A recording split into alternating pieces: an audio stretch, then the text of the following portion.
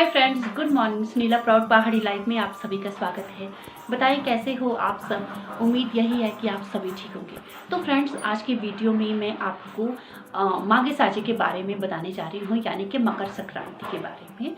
और ख़ासकर जो हमारे अपर शिमला एरिया में क्या महत्व है इस मकर संक्रांति का।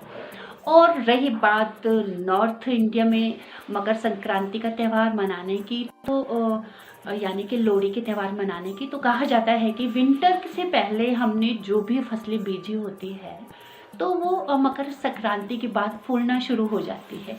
उनमें फूल लगने शुरू हो जाते हैं, फिर बीज लगते हैं, और जब बैसाखी तक आते आते वो पूरी तरह से तैयार हो जाती है। और बैसाखी जब हम मनाते हैं तो उसके बाद उसे काटना शुरू कर देते हैं। और तो आप मेरी आज की वीडियो देखिए, जिसमें मैंने अपने पहाड़ी एरिया के बारे में एक्सप्लेन किया है कि किस तरह से हम लोहड़ी मनाते हैं और क्यों मनाते हैं। तो चलिए देखिए मेरी आज की वीडियो। लेकिन वीडियो देखने से पहले प्लीज़ मेरे चैनल को सब्सक्राइब कीजिए, और जिन्होंने अभी तक नहीं किया है वो सब्सक्राइब कीजिए और फुल वॉच कीजिए। तो सबसे पहले मैं आपको दिखाऊंगी पाजे का पेड़। तो पाजे के पेड़ से ही मैं आज की वीडियो शुरू करूंगी, क्योंकि पाजे का पेड़ से ही हमारी जो माघा साजा वो शुरू होता है। तो चलिए देखते हैं आज की वीडियो। फ्रेंड्स, ये जो पेड़ आप अभी देख रहे हो ये है एक पूजनीय पेड़। ये पाजे के नाम से जाना जाता है, और इसके जो पत्ते होते हैं वो बहुत ही खुशबूदार होते हैं। तो हम साजे के लिए पत्तियां निकाल रहे हैं। तो ऊपर से तो लोगों ने पत्तियां निकाल के रखी है, और आसपास के गांव वालों ने, और हम नीचे से ही पत्तियां निकाल रहे हैं, क्योंकि नीचे भी अच्छी है हमारे गुजारे लायक पत्तियां। तो फ्रेंड्स, मैं बता देती हूँ कि जो ये पत्तियां होती है इनको हम कोयले के ऊपर रखते हैं, जिसकी खुशबू से पूरा का पूरा वातावरण महक उठता है। इन्हें हम धूप और अगरबत्ती के तौर पे यूज़ करते हैं। तो आप देख सकते हैं इसकी पत्तियां इस तरह से होती है, और चौड़ी चौड़ी पत्तियां होती है। ये देखो कितनी शाइन कर रही हैं पत्तियां, और ये वो पत्तियां हैं। और आप देख के अंदाज़ा नहीं लगा सकते हैं कि इससे खुशबू आएगी। इससे खुशबू तभी आती है जब इसे जलते हुए कोयले के ऊपर रखा जाता है।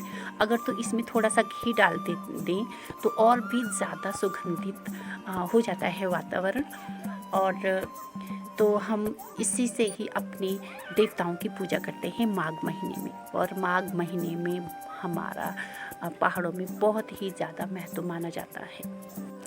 सबसे पहले महत्वपूर्ण बात तो ये है कि ये माघ महीने के पहले दिन, यानी कि मकर संक्रांति के दिन, जिसे लोकल भाषा में माघा साजा कहते हैं, इस दिन हमारे पहाड़ी एरिया के जितने भी देवतागण होते हैं वो सुबह 4 बजे के करीब स्वर्ग जाते हैं। तो इस दिन उनके स्वर्ग जाने की खुशी में सुबह 4 बजे उठ के सभी अपने अपने कामों में जुट जाते हैं। पुरुष नहा धोकर पूजा की सामग्री को इकट्ठा करता है, और वहीं जो महिलाएं होती है वो नहा धोकर अपने किचन के काम में जुट जाती है। और आज के दिन हमारा ट्रेडिशनल पकवान बनते हैं, क्योंकि हमारे जो देवता लोग हैं वो स्वर्ग जा रहे होते हैं। तो उनकी विदाई के लिए हम ट्रेडिशनल पकवान बनाते हैं, जैसे कि पोल्टू, और जिसे लोकल भाषा में पकैन भी कहते हैं। और ये भटूरे की तरह होता है, जो फूले आटे के बनाया जाता है और फ्राई किया जाता है। तो इसके साथ ही साथ शाकली भी अगर किसी के पास बच्चे हो शिवरात्रि के, क्योंकि ये शिवरात्रि में मोस्टली हर हिमाचली के घर में बनाई जाती है, अगर वो उस टाइम के बच्चे हो तो वो भी तल लेते हैं। ये एक पापड़ टाइप की होती है। और उसके साथ ही साथ चूड़े भी बनते हैं और बड़े भी बनते हैं। तो मैं बड़े नहीं बना रही हूँ, शाकली नहीं बना रही, मैं सिर्फ चूड़े बना रही हूँ इस टाइम।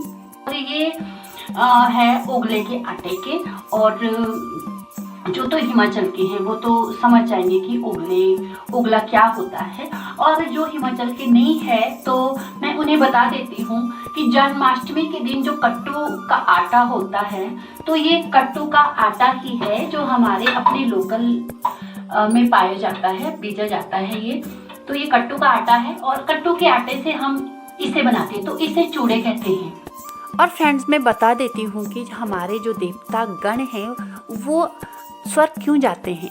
फ्रेंड्स, मान्यता ये है कि इस धार्मिक महीने में भगवान जी देवताओं के साथ मीटिंग करते हैं और भगवान जी ने धरती की भविष्यवाणी ओनली 1 साल की लिखी हुई होती है, और जो वो 1 साल की भविष्यवाणी है धरती के लिए, तो वो देवताओं को सुनाते हैं और देवता धरती में आके वो भविष्यवाणी लोगों को सुनाते हैं। तो कुछ देवता तो 7 दिन के बाद धरती पे आते हैं, तो उस टाइम भी पकवान बनते हैं, और कुछ 15 दिन के बाद आते हैं, तो उस टाइम भी पकवान बनते हैं।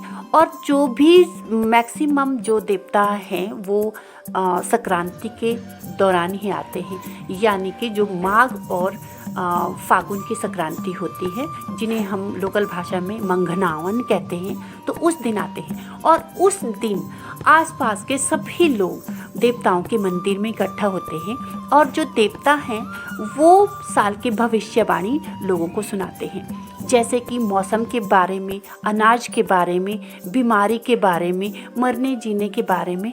तो इस तरह की सारी भविष्यवाणी वो सुनाते हैं। तो फ्रेंड्स, पिछले साल भी देवताओं ने बताया था कि धरती पे 4 बीमारियां आई है, तो उनमें से एक बीमारी ऐसी है जिसका पता वैद्य भी नहीं लगा पाएगा, और हुआ भी सेम वैसा ही एक कोरोना आई और उसका पता किसी को भी नहीं चला कि ये क्या चीज़ है। तो फ्रेंड्स, इस तरह से हमारे जो माघ महीना होता है वो बहुत ही महत्वपूर्ण माना जाता है। और फ्रेंड्स, इस दिन सुबह उठ के ठंडे पानी से नहाने को भी अच्छा माना जाता है, क्योंकि बोलते कि जो ठंडे पानी से नहाते हैं वो निरोगी रहते हैं। अब तो ठंडे पानी से नहीं नहाते हैं, जो हमारे बड़े बुजुर्ग थे वो ठंडे पानी से ही नहाते थे। अब तो जैसे तत्ता पानी जाते हैं, वहाँ दान पुण्य करते हैं, और गर्म पानी के चश्मे हैं वहाँ जाके स्नान करते हैं। और हमारे भी यहाँ एक लोकलिटी में एक ऊनो नाला है जहाँ गर्म पानी के चश्मे हैं, तो वहाँ पे भी जाते हैं और स्नान करते हैं। और एक बहुत ही जो हमारा रिवाज है वो ये है कि जो हमारी बिहाई गई लड़कियाँ होती हैं वो मायके आती है अपने हस्बैंड के साथ, और फिर गाँव वाले उनको दावत पे बुलाते हैं एक एक करके। तो ये सारे हमारे रिवाज हैं, पहाड़ी रिवाज हैं।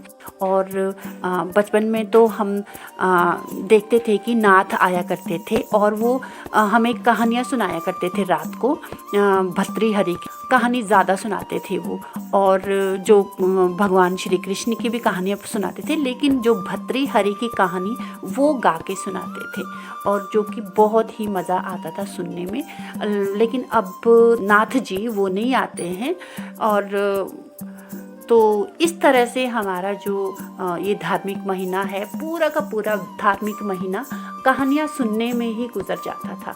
लेकिन अब काफ़ी परिवर्तन हो चुका है, अब एक डिजिटल ज़माना आ गया है, तो वो सारी चीज़ें अब नहीं रही हैं।